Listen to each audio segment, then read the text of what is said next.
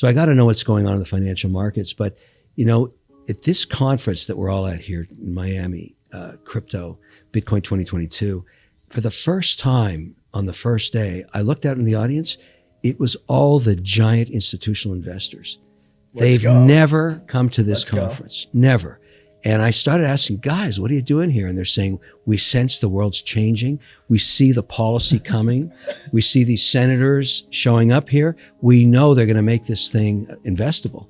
It's going to be huge. And so I'm investing privately in these things. I'm an investor in FTX. I have to disclose I'm a paid spokesperson for FTX as well, along with Tom Brady. That's a good crew to be with. Absolutely. Yeah, and so it's fun. And I believe in what they're doing. And so to me, this is the 12th sector of the S&P. We just don't know it yet. And in 10 years, we're going to wake up and say, wow, we have 11 sectors. Now we have 12. Wow. It's such a big part of the economy. Do you think it would replace the S&P? No, I don't think. I think really what's going on here is it's just making the economy more efficient. And now the government's figured that out. When you can be more transparent, faster, cheaper, I mean, that's a good thing. Yeah. And that's really what's going on. You talk about crypto, it's really making financial services and investing easier and more transparent. So, there's nothing wrong with owning some Bitcoin. I think it's like owning a building. It goes up in value. If we had institutional capital coming in under the market, if they had allocated 50 basis points or 100 basis points to, let's say, Ethereum or Bitcoin, Solana, Polygon, whatever, you would have had a bid. Instead, because we're basically under-owned by institutions, we have tremendous volatility. And we've seen this before. This is not new. It'll, recover eventually, but this is the nature of crypto unregulated. And so my argument is this really should get us focused on policy. Right after the midterms, I'm hoping for policy on stable coins and then into other assets as well, NFTs, that kind of thing. We're at the nascent stage, but the volatility is because we don't have the institutional bid. And so there's always tremendous volatility in new and nascent technologies and new markets. And crypto is a new market. I still predict in 10 or 12 years, it'll be the 12th sector of the S&P. There's just too much productivity opportunity here around payment systems and all kinds of other attributes of these blockchain projects that we just don't yet know what the upside is going to be. And I'd argue this, if you go to any graduating class, particularly now, it's very timely to say this, ask any engineering cohort, you're going to find a third of the engineers go onto the chain. They want to work there. They don't want to work in the other 11 sectors of the economy. They want the opportunity to create something new. And that's why you've got so much intellectual capital going into this space. You know with certainty down the road that the next genius ideas are going to come from this. Any college, any university, any engineer, they all want to work on the chain. Now, when you have a very volatile asset and you have the fortitude, I'm going to use that word, to use leverage to enhance your returns, you also run the downside risk of what happens when there's a major correction, as is occurring right now. You can get caught offside pretty quickly. And so Celsius, that's a good example of that. And I don't want this to sound trite, but let me explain how bottoms are made in any market. I don't care if you're in equities or in debt or in crypto or in real estate. You always need a big player to go to zero. That always helps, whether it's long-term capital or whether it's one of these crypto infrastructure companies. I would like to see, and I don't want this to happen, but it always gives you a good bottom when you get a large player over-levered that goes to zero.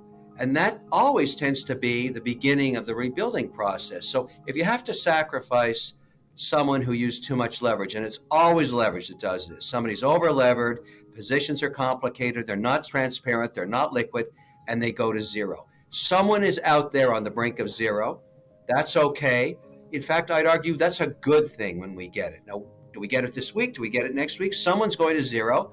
I don't know who, but it'll be great for everybody else that survives because everybody will learn from that. And that's what I like about a washout, an event. And I think we're due for one in crypto land. There are certain assets where I might put leverage on, but it won't be in crypto. I mean, when you see volatility of 50% on an 11-month basis, which we're seeing in Bitcoin, 60%, 20% days on Ethereum, you can't afford to put leverage on that. But, people will learn their lessons. This is a good thing in the sense that this generation of crypto investors has not gone through corrections like this and not gone through them with leverage. Now they're going to learn an important lesson. Everybody I know that has survived volatility has had a very important lesson or a date with leverage. And they didn't have a great dance that night, I must tell you. The one thing I would tell everybody is you can't pick the bottom. It's impossible. You have no idea when it's going to happen. But if you're staying long the category, you need diversification. I have so many different positions on right now, and they're all over the map. Now, come year end, what'll happen, because this is a year where we're going to be looking at tax returns on all crypto trading and income, there'll be a lot of maneuvering on the projects that did not recover to take them as tax losses versus the ones that did. And that's going to be the nimbleness of trading. And that's why it's important to look at your positions and make sure you have liquidity in them, because and most of these projects are very, very liquid, so it's not a problem. And we actually haven't seen, we had the Binance story yesterday. They looked for a couple of hours of room. You know, even all of crypto under 2 trillion is still nothing in financial services. So there's so much upside to this sector. When we do get policy, when we get institutional investors and sovereign wealth involved, then you'll start to see real assets. But, you know, if Bitcoin went down another 20%, it wouldn't really matter because it's spread around everywhere. And most of the holdings are not institutional. For all the excitement about Bitcoin, no institutions own it yet. And that's the decision you have to make at a time like this when you're an investor. I mean, this is an opportunity to say to myself or anybody, look, if I believe in 3 years, 36 months, that there'll be policy on Bitcoin, do I want to own it after policy comes and all the institutions start buying it? Or do I want to take a chance and live with some volatility now and buy it here at 24 or 23 or 20,000, whatever it's going to go to? I don't know. But if you believe in Bitcoin, it's a buying opportunity, but you can't guarantee that you're catching the bottom. Nobody catches the bottom. It never works that way. Here's what I think is going to happen. They're going to pick one thing. They're going to pick one thing and put policy on that. It's going to be stablecoin to start. And the policy there is going to be pretty clear. All the bills say the same thing. They want total transparency. They want an audit every 30 days. They want no duration more than 12 months on any asset holding up the coin. So that means T-bills on average are going to be 7-8 month duration and US dollars backing it. And that's the same kind of rule you're going to find in a Schwab money market or a Fidelity money market or any money market fund, with the benefit of all of these systems, once you put policy in place, having the ability to be a payment system. So I would love to see this happen. And the reason I think you'll get policymakers on both sides of the aisle is backing this one thing after the midterm elections is this guarantees making the US dollar the currency of default in perpetuity. Once you back the US dollar on a stable coin, everybody's going to want to use it. I'm not going to use the Chinese one. I'm not going to use the Swiss franc. I'd be worried about liquidity. I'm not going to use the euro. The euro's all over the map. I'm certainly want nothing to do with Russia, and I'm not going to use the British pound. I want the US dollar to be a payment system that everybody else will accept around the world, like they do for commodities like oil. It's priced on the US dollar. So if we get stable coin policy, you talk to any policymaker about this, they get the joke in 2 seconds. And right now in USDC, the one that's holding the buck, rock solid, 54 billion in assets, right through the week, right through the correction. No problem with liquidity. I wrote more contracts this week on it. So look, there's a lot of people interested in making this work. I think we'll get policy there first. So I'm an investor. I'm constantly trying to find a way, the path of least resistance, to invest my capital, redeploy it. I have to look around the world for opportunities. I have to be diverse. And, you know, crypto to me, when it was being frowned upon by regulators in a very harsh way, if you recall, 2017 was probably the height of when regulators were clamping down on tokens and different ways to tokenize assets like hotels and everything else back then.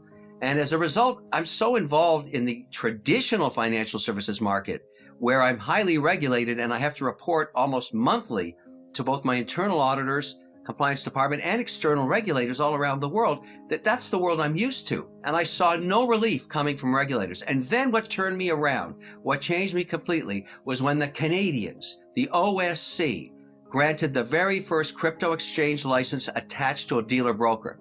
A compliant platform. It wasn't rogue anymore. They told Canadian citizens you can transfer your cash out of your bank into this centralized wallet and you can trade Ethereum, Bitcoin, and slowly more and more coins were added. Then they announced in Canada the very first Bitcoin ETF. Then they announced the very first ETF that was for Ethereum. They were moving forward with policy that was regulated.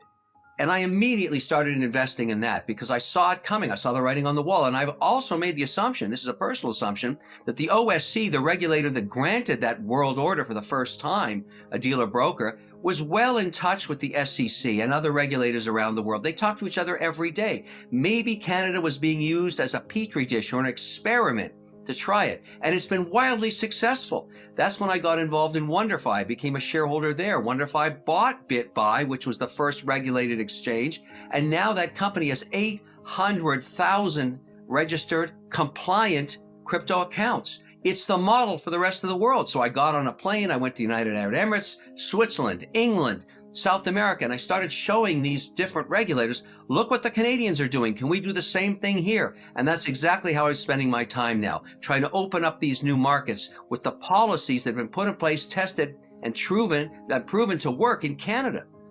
So, you know, what I'm suggesting, and I'm just one voice, but I try and say this over and over again to policymakers, is let's pick one thing.